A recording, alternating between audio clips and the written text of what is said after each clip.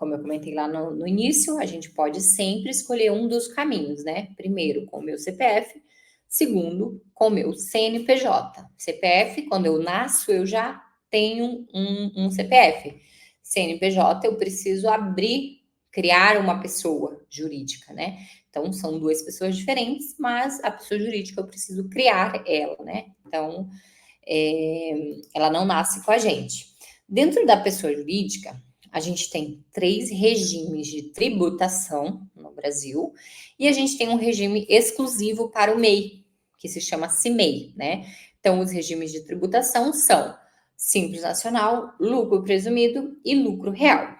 Simples Nacional, um regime unificado, lucro presumido e lucro real são regimes normais, que a gente chama, né? Tem uma tributação um pouco maior, e são regimes para empresas ali um pouco mais estruturadas, né? Mas eu vou explicar um pouquinho mais para vocês, tá? Então, o CIMEI é só para MEI, esquece, não é MEI, não pode utilizar.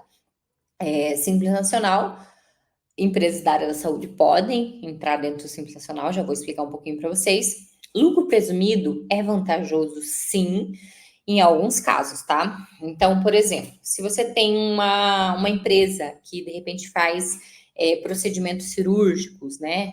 Aí você pode equiparar a tua empresa a um hospital e ter um benefício dentro do lucro presumido, tá? Mas aí também tem que analisar a segregação da receita, qual que é o percentual que é cirúrgico, qual que é o percentual que são consultas. Então, isso a gente analisa caso a caso. Lucro real, tá? Lucro real faz sentido para empresas que são muito maiores e tem bastante despesa, porque ele é muito semelhante ao que eu acabei de explicar sobre a pessoa física. Então, tudo que você tem de despesa, você lança e abate para você tributar o lucro real, o real lucro que você teve, tá?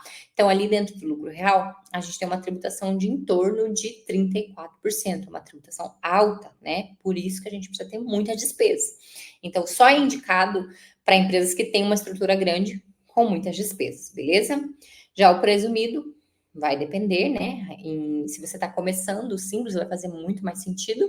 E aí, a partir de determinado valor, a gente já estuda o presumido, porque daí faz mais sentido. Se você tem procedimentos cirúrgicos, aí o lucro presumido pode fazer sentido já desde o início, tá bom? Vamos lá.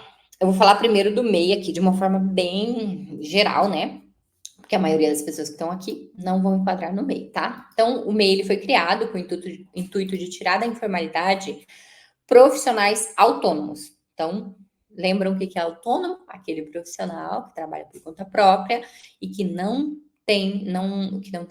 exerce uma atividade regulamentada, que não é o caso da enfermagem. Então, já não enquadra por si só, né? Aqui já mata isso, né?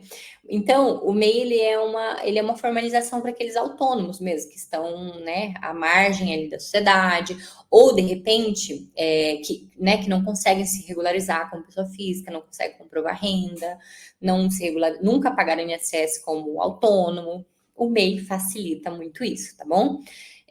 Ou, de repente, se você faz cursos, né, digitais, aí faz sentido o MEI, porque daí é uma atividade que engloba ali, tá bom? Mas a maioria das profissões na verdade, nenhuma profissão regulamentada entra dentro do MEI, e a maioria das profissões não enquadra no MEI, porque é uma lista muito afunilada, tipo artesão, né, coisas mais básicas assim mesmo, tá bom? E o que precisa estar no radar, né, desse MEI? Se você enquadrar. Relatório de despesas e receitas todos os meses registradinho, porque daí você vai conseguir fazer a tua declaração anual, né? Porque você vai ter tudo registradinho dentro dos meses. Pagamento do DAS mensalmente, emissão de nota fiscal quando necessário e a declaração anual. Essas são basicamente as obrigações do MEI. Também não tem obrigatoriedade de ter contabilidade, tá bom? MEI na saúde estética, né? A lista cada vez mais afunilada. Então, tem ali ainda a atividade de esteticista independente. Então, se for esteticista, pode enquadrar dentro do MEI. Mas biomédicos, enfermeiros, fisioterapeutas, dermatologistas, enfim, área da saúde no geral, não podem ser MEI, tá bom? Conclusão, se você puder ser MEI, comece por aí. mas saiba que também tem suas regras e suas responsabilidades, tá bom? E se você não puder ser MEI, né? É o caso da maioria que está por aqui. Então, nesse caso, você vai ter que abrir um CNPJ, né? Que pode ser enquadrado ali dentro do Simples Nacional, lucro presumido ou lucro real, como eu trouxe um pouco antes, tá bom? É sempre importante você fazer uma análise, né? Tipo, qual que é a melhor opção para mim? Não é porque o seu colega usa um regime que para você vai ser vantajoso também. Às vezes ele tem alguma particularidade que você não sabe, e às vezes nem ele sabe, né? O contador analisou ali e disse: ó, essa aqui é a opção melhor para você. E aí você vai lá e pega a receita e aplica em você, mas aí você, né, não vai ter a particularidade dele. Então, eu sempre gosto de dizer isso, analise o seu caso individualmente, tá? Faça uma consulta, uma contabilidade especializada e entenda o que é melhor para você, tá? Não copie as receitas de bolo de ninguém, tá bom? Legal, então quais são as opções? Vou trazer aqui a PJ Simples Nacional, tá? Então, no Simples Nacional, o faturamento vai ser sempre igual à base de cálculo.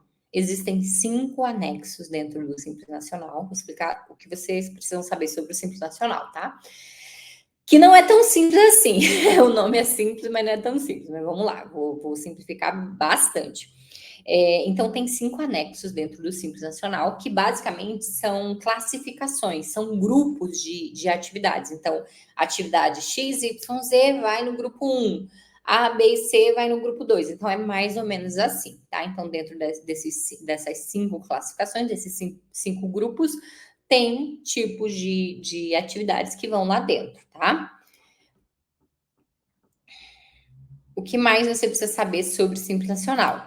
Existe uma unificação de todos os impostos, tá? Então, ISS, que é o imposto de serviço, COFINS, que é uma contribuição, CPP, que é a contribuição patronal da Previdência, o PIS, que é uma outra, o PIS, né, que é uma outra contribuição, a CSLL, que é uma outra contribuição social, e o imposto de renda, que é o imposto de renda de pessoas jurídicas, tá? Então, todos esses impostos, eles são unificados, tudo dentro de uma única guia. No lucro presumido e no lucro real, você paga uma guia para cada imposto, tá? Então, você vai pagar uma guia para o município, que é do ISS, que é para a prefeitura. Você vai pagar COFINS, CPP, PIS, CSR, outras guias também, mais outras 5 guias, tá? Se você vender produtos ainda, você vai pagar mais uma guia de ICMS, tá? Então, todos os impostos nos regimes normais, que são lucro presumido e lucro real, são segregados, são separados, né? Cada um tem o seu órgão de contribuição ali e tem uma guia separada. No caso do Simples, é um único lugar. A Receita Federal fez um sistema que unifica e aí você paga uma única guia, tá bom? Então, por isso que chamam de simples, né? Porque ele simplifica o recolhimento dos impostos, tá bom? E aí, dentro do Simples Nacional, quem que tá dentro, né? Sempre vão estar as MEs e as EPPs. ME é uma microempresa e EPP são empresas de pequeno porte, tá? Então, ME, microempresa, EPP, empresa de pequeno porte. Passou disso, já tem que desenquadrar do Simples Nacional obrigatoriamente, tá? Então, como que eu sei se eu sou uma ME? Se o teu faturamento vai de 0 até 360 mil no ano. Como eu sei que eu sou uma EPP? O teu faturamento passou de 360 no ano, né? E vai até 4 milhões e 800 no ano. Então, eu sei que eu sou uma EPP, se eu ultrapassei ali o limite de 360, e eu sei que eu sou uma ME, se eu ainda estou dentro dos 360 no ano, tá bom? E aí eu posso enquadrar dentro do Simples Nacional. Detalhe, chega um ponto aqui no Simples Nacional que às vezes você já é ME ali, não faz mais sentido você estar dentro do Simples, porque no lucro presumido você vai ter uma tributação melhor. Por isso que é muito importante você ter uma contabilidade especializada ali para acompanhar essa tua evolução. Você começa faturando 0. Ah, eu vou abrir uma empresa para o cara abrir um negócio. Tá bom, marco 0. Aí, o primeiro ano, você fatura 180 mil no ano, que equivale ali a uns 15 mil por mês. Exemplo, tá? Que eu tô dando. No segundo ano, já tô faturando 30 por ano. terceiro ano já estou faturando 30 por ano, não, desculpa, 30 por mês. No terceiro ano já estou 70 por mês. Poxa, será que está fazendo sentido ainda manter no Simples? Porque no Simples, quanto mais você fatura, não só no Simples, né? As tabelas, normalmente, elas são crescentes, né? Então, elas vão crescendo conforme o seu faturamento. Como o Simples Nacional tributa o faturamento bruto, precisa ficar muito atento a isso, senão chega um momento que você está pagando mais imposto do que deveria, tá bom? Por isso é importante aí ter uma contabilidade que te apoia nisso. Legal. Lembra que eu falei que o Simples Nacional tem 5 classificações? Para a área da saúde, a gente tem esses 2 anexos, essas 2 classificações, né? O anexo 5 e o anexo 3, beleza? Já vou explicar cada um deles. Então, assim, ó, dentro do anexo 3, eles falam, né? Então, esse é o termo que é utilizado. Dentro do anexo 3, são atividades sem cunho intelectual, atividades mais operacionais, é isso que traz ali na regra. Então, algumas atividades vão incluir ali, tá? E outras no 5. E aí, aqui no 5, se trata, né? Trata-se na legislação ali de atividades, serviços, né? Que tenham um cunho intelectual. Então, se a gente fosse exemplificar, fazer uma analogia ali com a pessoa física, por exemplo, o autônomo e o profissional liberal, né? Então, é mais ou menos isso, anexo 3, o autônomo, que era autônomo na pessoa física, enquadraria no 3, e o profissional liberal no 5, tá bom? Então, basicamente isso. E aí, qual que é a diferença de tributação entre eles, tá? Entre essas classificações que eu trouxe aqui. A primeira faixa do anexo 3 começa em 6%.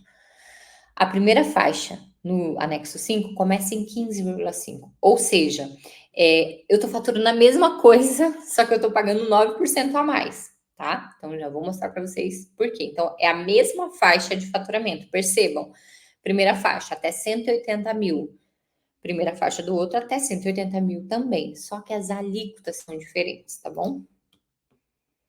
Qual que eu devo escolher então, Anne? Óbvio que eu vou escolher a 3, né? Você tá me falando que é muito mais vantajoso em termos de percentuais, eu vou escolher a 3. Mas não é uma escolha, tá, gente? Não tem assim, eu vou escolher a que tem menor tributação. Não é bem assim, tá? Por quê? Porque a atividade de enfermagem, por exemplo, eu vou trazer a atividade de enfermagem como exemplo, né? A atividade de enfermagem, ela tá padronizada para ir para o anexo 5, automaticamente. Então, logo, você vai tributar nessa tabela aqui, ó. Nessa tabela aqui. Que a primeira faixa começa em 15,5, tá? Então, essa é a tabela padrão dos serviços de enfermagem, tá? Mas você pode planejar quando você for abrir a sua empresa, você pode planejar para que você faça você pode fazer um planejamento tributário para que você faça a migração do 5 para o 3. Como assim? Eu posso então ir para o 3? Você está me dizendo isso? Pode, com algumas regras, tá? Então, desde que você atinja o tal do fator R em 28% ou mais, tá? Você pode sair do 5, que tributaria inicialmente em 15,5%, e vir por 3, que tributaria inicialmente em 6%, tá? Mas o que é esse fator R aí que você está falando? O fator R, ele é um cálculo em que a gente compara a folha de pagamento dos últimos 12 com o bruto de faturamento dos últimos 12 também, tá bom? E esse cálculo é utilizado para definir a tua tributação, se é 5 ou se é 3, tá? Vamos entender um pouquinho mais sobre isso. Na prática, você pega a folha de pagamento dos últimos 12 meses e a receita bruta dos últimos 12 meses. Se o resultado disso, você vai dividir um pelo outro, tá? Se o resultado disso for abaixo de 28%, aqui, ó, deixa eu grifar. Se ele for abaixo de 28%, vai tributar pelo 5, normal, padrão. Se o fator R, que é o resultado dessa divisão que eu coloquei aqui, se o fator R for acima de 28%, se for igual ou acima, você tributa no anexo 3, que tem a tributação menor, tá? Exemplo, de novo, gente, vamos trazer exemplo aqui para ficar mais claro aí, vocês não ficarem boiando também, né? Então, vamos lá. Nesse caso aqui, eu trouxe o mesmo faturamento que eu já tinha passado ali na pessoa física, né? O mesmo exemplo para a gente conseguir igualar, né? Então, 15 mil de faturamento no anexo 5 vezes 15,5, eu pagaria um imposto de R$ 2.325. Anexo 3, o mesmo faturamento vezes os 6%, eu pagaria R$ 900. Então, a mais por mês, você estaria pagando 1.425. Por ano, 17.100. Tipo, é muita grana. Isso por um detalhe mínimo que é planejar a abertura da sua empresa desde o início, tá? Então, isso é muito, muito, muito, muito importante, interessante. E já chegaram várias empresas que não, pra gente, que não utiliza esse benefício, tá bom? Bom, aí aqui na prática eu trouxe, ó, como que você vai utilizar, né, o fator R? É claro que aqui eu destrinchei o cálculo, isso é feito tudo via sistema, não é assim, né, no papel, e vai lá e coloca os valores, é tudo feito via sistema, apuração linkada lá com a Receita Federal, mas como que funciona? Eu trouxe exemplificado para vocês entenderem. Então, o faturamento de 15 mil vezes os 12 meses, porque lembra que o cálculo é sempre referente aos 12 últimos meses. Se eu tô abrindo a empresa agora, Anne, eu não tenho os últimos 12. Aí vai fazer uma média, tá bom? Vai fazer uma média de acordo com o teu primeiro faturamento. Então, 180 mil anual, vezes 28%, que é o que eu preciso alcançar, vai dar 50.400. Oba, legal! Encontrei o valor que eu preciso alcançar. E aí, esse 50.400, ele precisa ser despesas com folha de pagamento, tá? Então, vamos imaginar que nesse exemplo aqui, agora, essa pessoa tem, essa enfermeira empresária ali, esse enfermeiro empresário, tem um funcionário ali que faz atendimento, enfim, que acompanha com um salário, 13º, férias, FGTS, tudo somando R$ 2.000, tá? Só exemplo fictício, tá? R$ 2.000 vezes os mesmos 12 meses, né, que eu trouxe ali, porque a gente precisa usar o mesmo período, R$ 24.000. R$ 24.000 dividido pelos 180 mil, que é o faturamento, é igual a 13,33%, tá? Muito simples, pega a calculadora e faz, só para vocês conseguirem captar ali a essência do cálculo. Como eu preciso de 50.400, ali quando eu fiz o cálculo de 2.000 vezes 12, eu já vi que não ia dar. Logo, né, quando eu fiz o cálculo completo ali, eu identifiquei que o meu fator R é 13,33. Nesse caso, eu estou abaixo de 28%. Logo, eu vou continuar tributando no anexo 5, que é a tributação mais cara, digamos assim, né, mais alta. Legal. Mas e se eu colocar um fator chamado Prolabore? Vocês sabem o que é Prolabore, gente?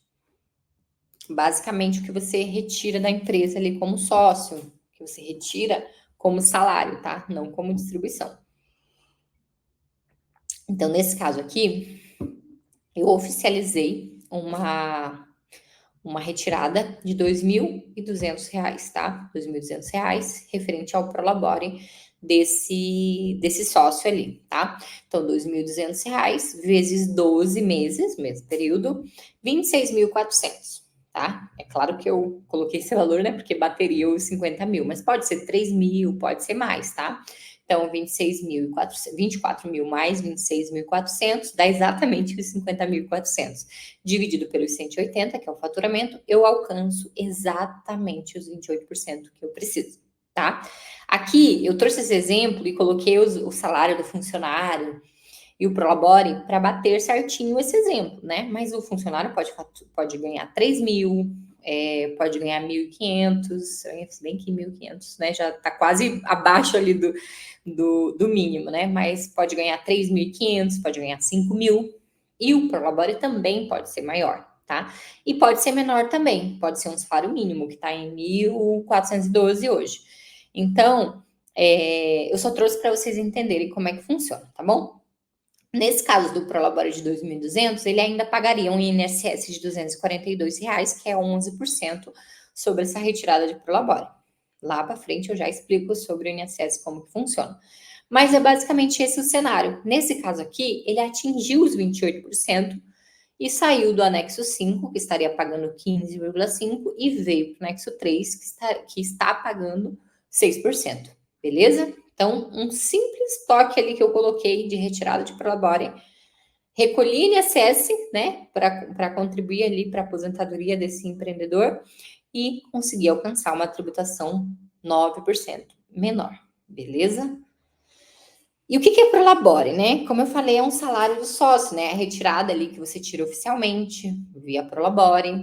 E como eu disse, você pode retirar 3, 4, 5, enfim, desde que você mantenha o mínimo. Então, eu trouxe o mínimo ali para a gente atingir o valor e eu consegui exemplificar o cálculo para vocês, tá bom? E aí, o INSS, como eu expliquei, né? Ele vai ser sempre 11% do Prolabore e vai estar sempre limitado ao teto do INSS, beleza? Aí, o que eu posso considerar a mais, né? Então, aqui eu coloquei, vamos ver, coloquei folha de pagamento, né? E eu coloquei despesa de funcionário, né? Folha de pagamento e coloquei retirada de Prolabore. Pode ser que você esteja pensando, eu não tenho funcionário, Anne. Legal, você não tem funcionário. Então, em vez de você ter uma despesa de 2 aqui e de 2.200, eu não tenho esse funcionário aqui. Então, eu retiro 4.200. Entendeu? O cálculo que eu fiz. Se eu não tenho funcionário, eu não tenho despesa com funcionário. Então, eu vou retirar somente o Prolabore e aí eu aumento a minha retirada de Prolabore. O que eu posso considerar a mais no fator R, né? Além da folha de pagamento, FGTS, INSS, férias, Prolabore. Eu posso considerar também o pagamento de autônomo, se você tiver profissional parceiro, né? Que de repente é um outro enfermeiro que trabalha junto com você, de repente enfim, outra pessoa ali que trabalha com você e é uma pessoa física, então ele é um profissional autônomo, né? Que a gente chama, mas pode ser um profissional liberal, enfim, uma pessoa que trabalha com seu CPF, ele trabalha junto com você. Você pode usar isso que você paga para ele para somar ali no cálculo. Eu acho que até trouxe um exemplo aqui, deixa eu ver. Aqui, ó. Então, aqui nesse exemplo, ó, tinha despesa com funcionário, mesmo exemplo, tá? Só que daí eu acrescentei mais uma variável aqui, que seria o profissional parceiro, um profissional parceiro, né? Ganhando R$ 1.000 ali. Que aqui pode ser um enfermeiro, pode ser, de repente, um biomédico que trabalha em parceria com você, pode ser, enfim, qualquer outro profissional. Aí eu coloquei um valor mínimo ali de R$ 1.000 vezes 12 mil reais. Olha como a gente já aumentou o fator R de 28 foi para 34. O que significa quando eu aumento isso? Ou você pode diminuir o teu Prolabore, né, para tributar menos INSS e imposto de renda, se for o caso, ou se você não tem funcionário, mas você tem profissional parceiro, aí você usa o profissional parceiro no lugar do funcionário, tá bom? Então, é muito flexível. Aqui no escritório a gente faz esse controle mensalmente, tá? Então, tem empresas assim, porque como varia de acordo com o faturamento, a gente precisa acompanhar isso mensalmente, tá? Não dá para fazer uma vez e aí esquecer. E aí manter o mesmo valor de prolabore, e aí manter e achar que vai dar boa. Por que pode dar ruim nesses casos? Porque o faturamento pode oscilar. E se o faturamento oscilar, o faturamento vezes 12 vai oscilar também. E logo eu vou ter que ter, né, mais ou menos despesas ali com folha. Beleza? Então isso precisa ser acompanhado todos os meses. Claro, por um contador ali que te apoie. Remuneração de sócios, né? Então eu falei um pouquinho sobre Prolabore. E aí eu quero explicar como é que funciona a remuneração, a retirada, como é que uma pessoa que tem uma empresa retira dinheiro dessa empresa, né? Então existem 3 formas de retirar dinheiro da empresa, né? Eu vou falar um pouco sobre essas duas, porque a outra é juros sobre capital, e daí não faz muito sentido, é mais para empresas que têm ações, tá? E não é o caso de nós, meros mortais. São empresas que têm ações, que daí pagam juros sobre o próprio capital para o sócio, enfim, daí é um outro cenário, tá? Então, existem 3 formas, eu vou falar das duas que são padrão, né? Básica ali de micro e pequenas empresas, que é o Prolabore, né? Como eu já expliquei, ele é um salário do sócio. Então, dentro do Prolabore, ele vai incidir o imposto de renda de pessoa física e o INSS. Por quê? Porque esse uma remuneração do sócio, né? Então, não é a empresa que está recebendo, quem está recebendo é o sócio. Então, sai da empresa e vai para o sócio. Logo, o sócio precisa pagar o INSS, que serve para sua aposentadoria, e imposto de renda se ele ultrapassar 2.259, tá bom? Até 2.259, ele não paga nada de imposto de renda, só a contribuição para aposentadoria e benefícios do INSS.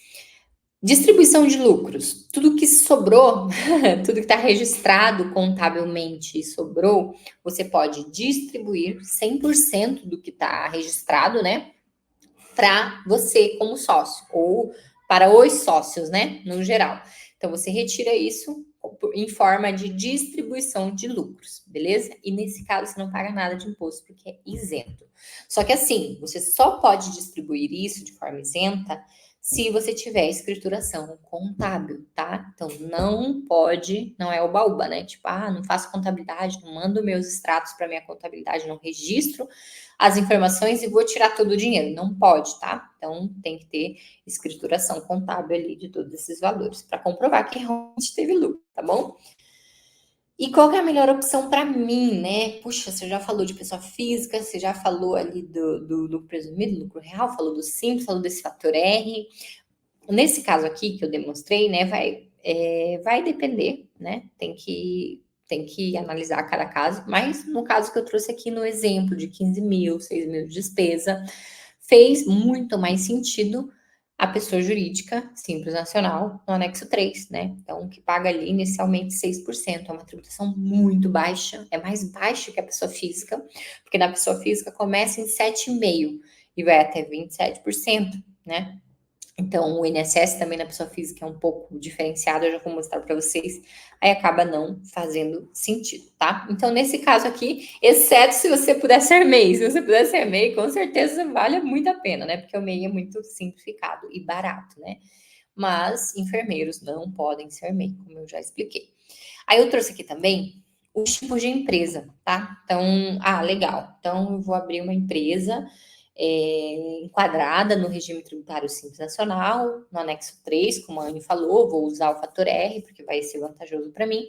Mas que tipo de empresa eu abro, né? Que natureza jurídica eu escolho? Então, nesse caso aqui, se for apenas você pode optar pelo empresário individual, que eu não indico, né? Porque apesar dele não ter uma exigência ali de capital mínimo, não tem uma segregação do que são bens pessoais e do que são bens da empresa. Então ele meio que junta tudo. Se você tiver um regime de casamento ali, de comunhão universal, de bens, por exemplo, é pior ainda, porque junta ainda os bens do seu cônjuge. Então, se a empresa tiver qualquer problema, qualquer situação, qualquer processo, né, pode ainda pagar com seus bens pessoais. Já na sociedade unipessoal, que é a segunda opção que eu trouxe ali, é uma natureza jurídica que te blinda um pouco mais. É claro que tem alguns casos que o sócio tem os bens bloqueados, enfim, mas é um pouco mais difícil, né? Aí tem outras formas também de blindagem, como meu Deus do céu, holdings, que são empresas onde você coloca os bens dentro dessa empresa e essa empresa vira sócia da empresa que você abriu. Mas aí é um planejamento, né, um pouco mais ousado, digamos assim, né? Então, a gente faz bastante esse tipo de planejamento com holdings, mas quando a empresa já está no patamar que ela está crescendo, né, precisa pensar nessa questão de proteção patrimonial. E aí também tem holdings que são familiares, né, para sucessão, enfim. Mas, assim, se você fosse olhar basicamente, assim, começar um negócio do zero, sociedade unipessoal, sozinho, tá? Porque já teria ali um nível mínimo de proteção. E aí, se você tiver mais um sócio ou mais de um sócio, né? Aí você pode optar pela natureza jurídica, sociedade limitada, que é o mesmo código de natureza da sociedade unipessoal, só que aqui você vai trabalhar com um ou mais sócios, não vai ser só você, tá bom? Então, mesma coisa, também tem a segregação ali, e aí também não tem capital mínimo, tá? Então você pode colocar um capital baixo ali, tá tudo certo. Agora sim, vamos falar do tal INSS. Deixei para o final, porque tem muitas regrinhas, né? Então, vamos lá. Contribuição para o INSS. Como eu já disse, se você começou a atuar, mesmo que como pessoa física, você é um contribuinte obrigatório. Por quê? Porque você está gerando riqueza para a sociedade. Então, nesse caso, você está trabalhando, né? Você está movimentando ali enfim, a roda da economia, então você precisa recolher, tá bom? Porque o INSS não é. Eu ouço muito algumas pessoas falarem, ai, Anny, mas eu não acredito na Previdência, o INSS está falido, eu nem quero me aposentar, tá, mas não é uma escolha, infelizmente não é uma escolha. Eu, por exemplo, estou pagando para quem está aposentado agora, para poder girar isso tudo, né? Então, e lá na frente eu não vou estar recolhendo, mas eu vou estar recebendo. Então, é uma coisa assim em sociedade, né? Então, é um sistema que foi instituído para funcionar em sociedade. A gente contribui nem sempre para a gente receber, mas é porque é obrigatório, tá? Se você é aposentado, mas de repente voltou ao mercado exercendo atividades remuneradas como pessoa física, também está obrigado. Também já ouvi isso. Ah, mas eu já estou aposentado, não quero pagar. Então, se você está gerando, de novo, você está movimentando a economia, você precisa recolher, obrigatoriamente, tá? Se você tem uma outra fonte de renda, onde você já contribui para o INSS nessa fonte, você também está obrigado. Isso também eu já ouvi bastante. Ah, mas eu trabalho, acho que com enfermeiros é um bom exemplo. Enfermeiro, de repente, trabalha lá no hospital e lá já tem o recolhimento no Olerite, né? Já vem descontado a tal do INSS e eu tô trabalhando por conta, por fora, conciliando os dois, né? Preciso recolher INSS? Sim, infelizmente sim. Você vai ter que recolher como pessoa física, profissional liberal ali, e vai continuar recolhendo lá no hospital, porque é uma contribuição obrigatória, tá bom? Exceto se lá na outra fonte, no hospital, por exemplo, você já estiver no teto, beleza? Já estou recolhendo no teto, não preciso recolher mais nada. Inclusive, acho que é isso que eu falo no outro slide. Vamos ver aqui. Isso mesmo. Caso você já contribua sobre o teto do INSS em uma outra fonte pagadora, que foi o exemplo que eu dei agora do hospital, você não tem a obrigatoriedade de recolher mais nada. Senão, você estará, né, jogando dinheiro ali no ralo, jogando dinheiro fora. Caso você preste, por exemplo, serviços e tenha uma retenção, isso acontece com planos de saúde, tá? Então, às vezes, você presta um serviço ali para plano de saúde ou para uma outra empresa, enfim, até para um hospital, enfim, e já tem uma retenção do INSS na fonte. Às vezes, você não é CLT, mas você presta um serviço ali como profissional liberal, profissional autônomo, né? Eles chamam de várias formas. Você já está recolhendo ali sobre esse valor, né? Sobre o teto, né, do INSS, você não tem mais obrigatoriedade de recolher a mais, tá bom? Caso você também tenha uma empresa, sei lá, de repente você é sócio de uma empresa e lá você retira para o Labore com o valor do teto, também você não está obrigado a recolher mais nada. Então, a regra básica é, se você já atingiu o teto do INSS, não precisa recolher mais nada, tá bom? Tá tudo certo. Tudo que você recolher a maior, você vai estar jogando fora, porque quando você se aposentar, quando você tirar uma licença maternidade, uma licença doença, enfim, qualquer benefício do INSS, ele não vai te pagar mais. Ele vai te pagar até o teto daquele ano vigente, tá bom? Então, é muito importante a gente se atentar a isso para não jogar dinheiro fora. Inclusive, se você já recolheu a mais, é possível solicitar restituição, tá bom? Aí aqui as regras, tá? Para contribuição como pessoa física. Trouxe como pessoa física e no próximo eu já trago como pessoa jurídica também.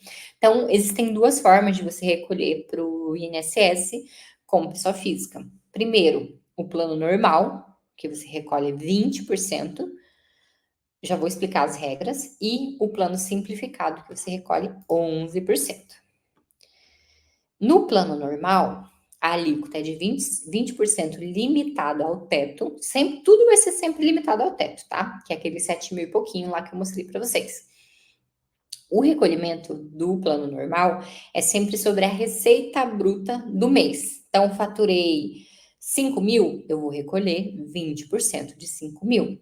Faturei 6 mil, 20% de 6 mil. Faturei 8 mil, não vai ser 20% de 8 mil. Por quê? Porque ultrapassou o teto. Aí eu volto para o teto, 7.786, se não me engano, não lembro os centavos, mas 7.700 e pouquinho lá. Então, 20% em cima dos 7.786, tá bom?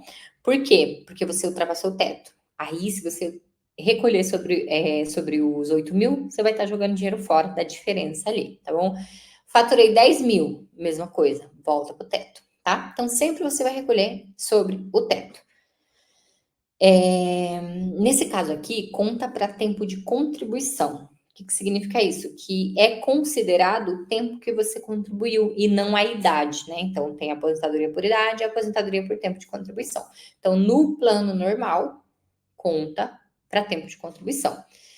Nesse caso aqui, você pode prestar serviços tanto para PF quanto para PJ. Então, vamos imaginar que você presta serviços, de repente, para plano de saúde, para hospitais, para clínicas, e também você atende pessoas físicas, tá? Então, nesse caso, você obrigatoriamente tem que recolher pelo plano normal.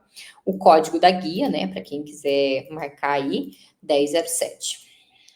No plano simplificado, a alíquota é bem baixinha, 11%. E aqui tem um diferencial importante.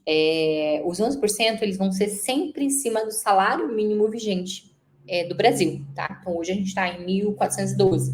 Então, vai ser 11% em cima de 1.400, tá bom? E não em cima do que você faturou, tá? O recolhimento vai ser sempre em cima do salário mínimo. Ano que vem, mudou o salário mínimo, 11% em cima do salário mínimo que alterou, tá bom? Nesse caso aqui, do plano simplificado, ele não conta para o tempo de contribuição. Então, você só vai se aposentar por idade, tá? Nesse caso aqui também, no simplificado, você só pode prestar serviço para pessoa física. Estou prestando serviço para pessoa jurídica, tenho que recolher pelo plano normal, beleza?